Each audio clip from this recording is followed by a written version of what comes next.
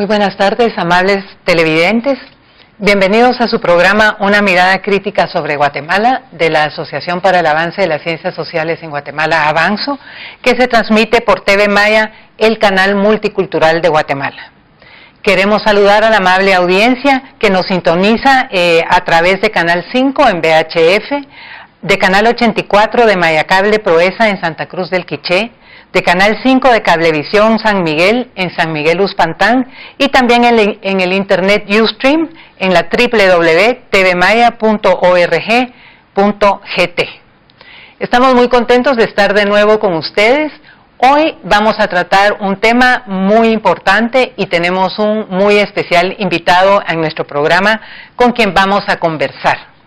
El tema que vamos a tratar hoy tiene que ver con la publicación reciente de un libro que se llama Ixcán, el campesino indígena se levanta, 1966-1982. Este es el tercer libro de una colección que estamos produciendo, Avanzo, la editorial universitaria de la Universidad de San Carlos de Guatemala y el Instituto de Investigaciones del Hecho Religioso de la Universidad Rafael Andívar.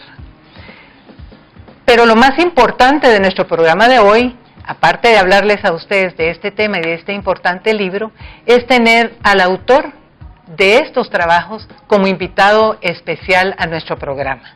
Está con nosotros el padre Ricardo Falla.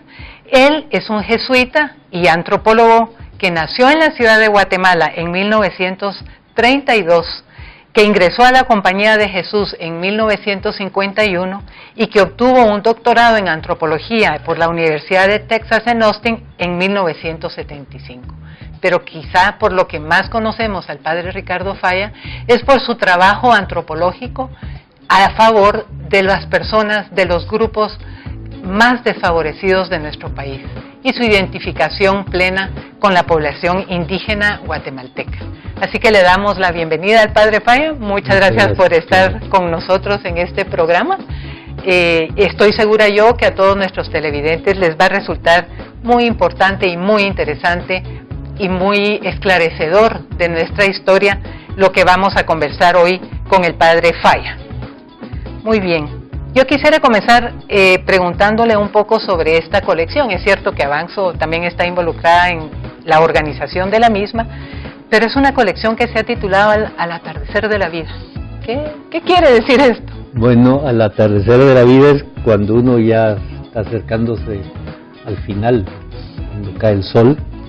Es decir, que esta colección se está publicando ahora que yo tengo 82, ya casi 83 años, entonces al atardecer de la vida, y por eso ven ustedes los colores de los libros estos, que son como un poco como morados, ¿verdad? Porque el sol se ha escondido o todavía no se ha escondido.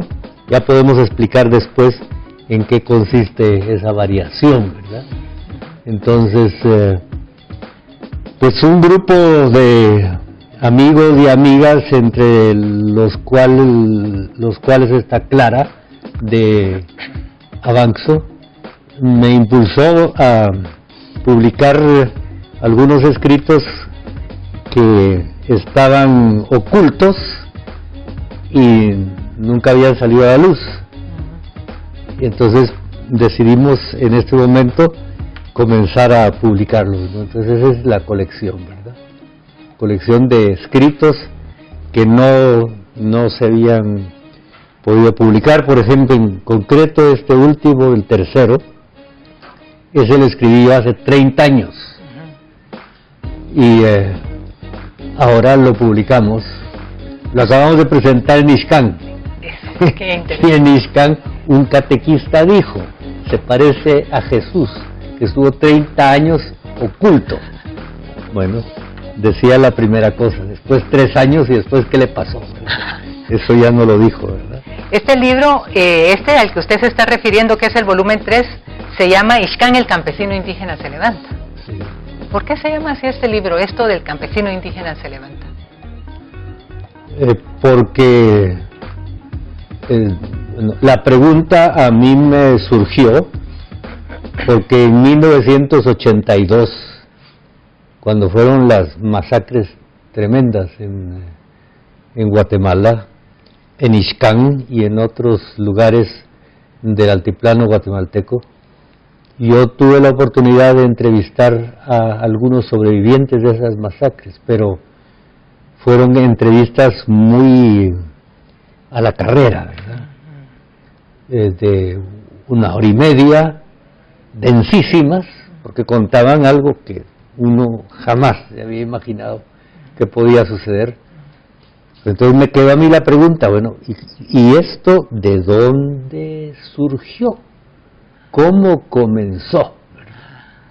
Entonces tuve la oportunidad de estar en Ixcán después de las masacres durante varios meses, durante el tiempo de la guerra o conflicto armado interno, como quieran llamarle, y ahí pude yo recabar muchas informaciones, muchas historias de cómo la gente poco a poco se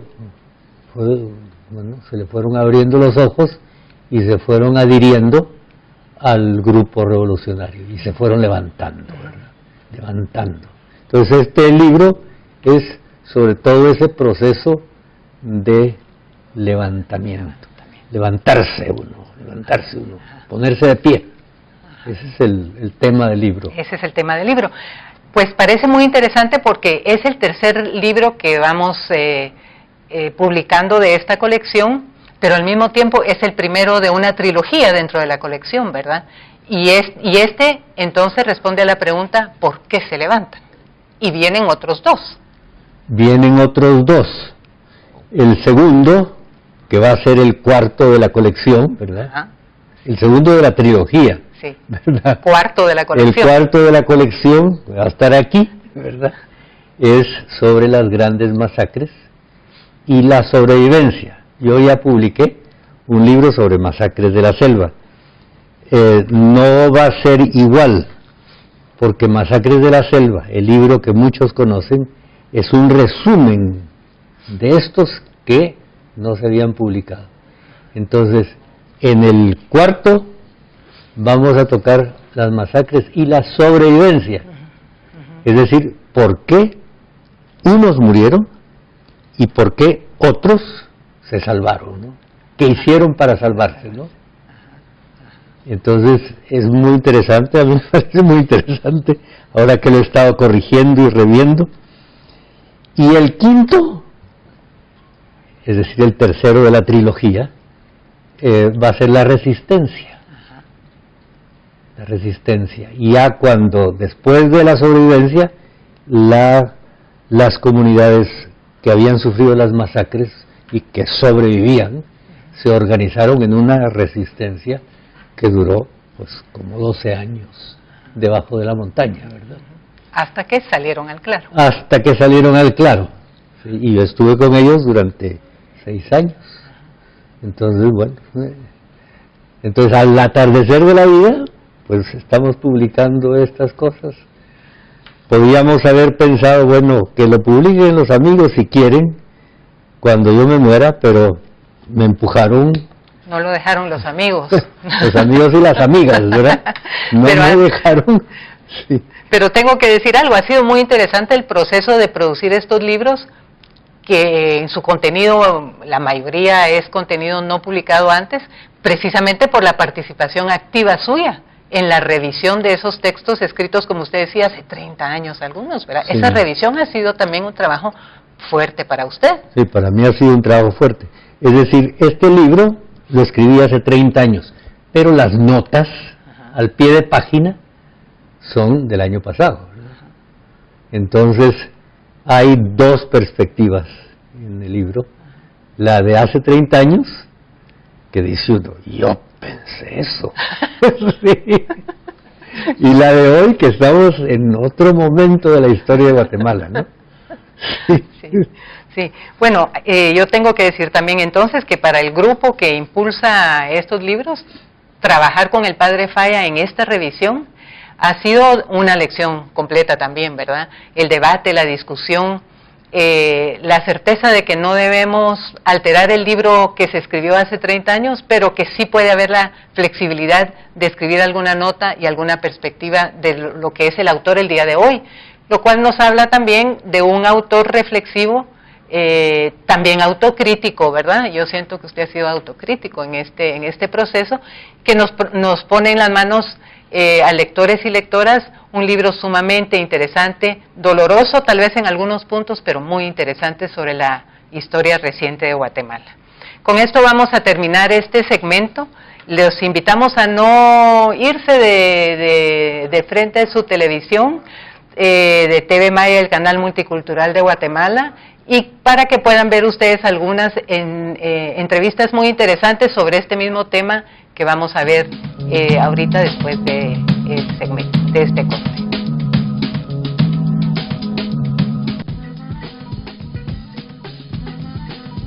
¿Cuál es el imaginario social que se ha construido a lo largo de la historia guatemalteca sobre el levantamiento campesino? Bueno, quizás lo primero que hay que mencionar sobre el levantamiento campesino en cuanto tal es que esto pertenece a un periodo de tiempo muy específico en Guatemala, digamos, ¿verdad? Que uno podría pensar ocurre en la década de los 70. La idea de que el campesino se levante, en cuanto que campesino en ese sentido es no necesariamente su historia es corta, pertenece a la historia reciente del país, digamos, ¿no? ¿Cómo se ha entendido este levantamiento? Aquí tendría uno que también preguntarse desde la perspectiva de quién. En principio, este levantamiento o su posibilidad ocurre en el contexto de un estado guatemalteco, que es un estado finquero, ¿verdad? Y cuyos valores y sus imaginarios hegemónicos, digamos, sí precisamente observan, entienden o comprenden el levantamiento indígena campesino como una afrenta, como una amenaza, ¿verdad? Y como parte de una crisis que pone en riesgo las estructuras del poder de este estado finquero, digamos. Pero cuando uno observa el levantamiento campesino desde la perspectiva de los campesinos indígenas mismos, lo que uno podría ver ahí es que es un contexto, es un imaginario político en donde lo que se observa es una reivindicación de derechos, donde se observa es una posición política frente a un estado finquero, y donde lo que se pone en duda es precisamente los valores dominantes hegemónicos de este estado. Yo incluso me atrevería a decir que desde la perspectiva de los sujetos campesinos y los sujetos indígenas, este levantamiento es un levantamiento que está atravesado por afectos de indignación y por efectivamente afectos de esperanza, pues. Y a propósito de la última publicación del padre Ricardo Falla, el libro Ixcán, el campesino indígena se levanta, 1966-1982, ¿cuál es la utilidad de esta publicación, de esta serie, desde tu perspectiva? Los historiadores, o más bien la historiografía en Guatemala, de manera general entiende el pasado como lo que ya ocurrió, digamos, y en ese sentido el pasado está cerrado, digamos, en sus posibilidades. Lo que el libro de Ricardo muestra, me parece a mí, que yo creo que este es el gran valor de este texto, es que aquí, en ese periodo de tiempo, hubo una posibilidad real, ¿verdad? Que uno podría claramente decir es la posibilidad de la revolución, digamos, ¿verdad? De una revolución popular, ¿verdad?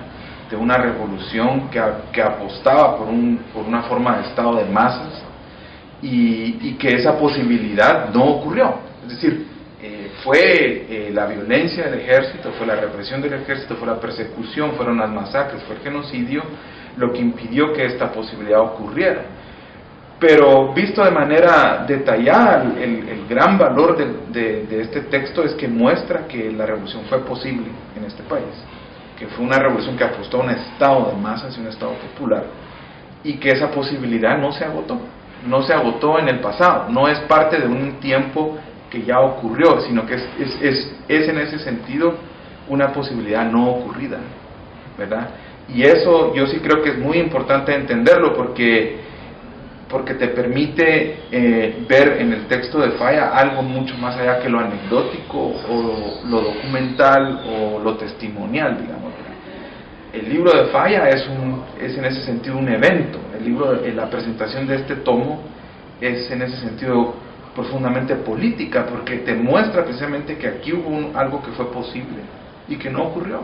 Y al ser una posibilidad no ocurrida, pues nada nos podría a nosotros decir que no pueda volver a darse esa posibilidad.